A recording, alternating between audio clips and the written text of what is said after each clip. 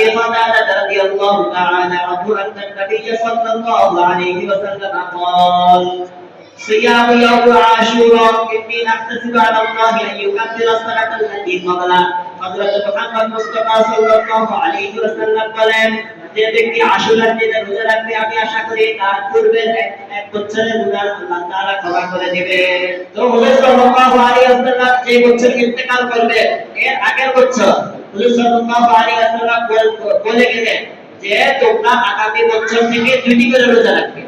কারণ ইহুদিরা কাফেররা এই দিনে একটি রোজা রাখে, আর আমরা তো ইহুদিদের সাথে মিল রেখে আমল করব না, আমাদের আমলটা যেন ব্যতিক্রম হয়, তাদের সাথে না মিলে, এই জন্য আমরা একটির জায়গায় দুটি রোজা রাখবো।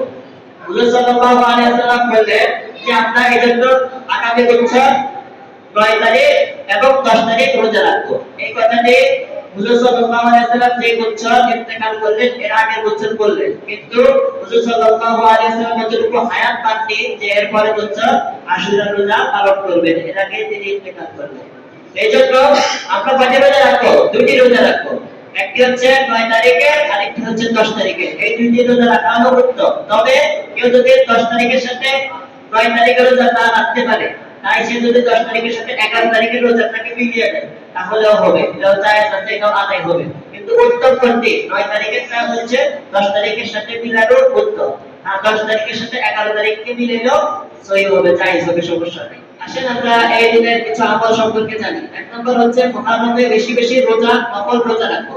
এই পুরো মুহররম মাসের একটি ফজিলত হচ্ছে রমজানের পরে অন্যান্য মাসের চেয়ে এই মুহররম মাসে রোজা রাখাটা হচ্ছে সবচেয়ে বেশি উত্তম।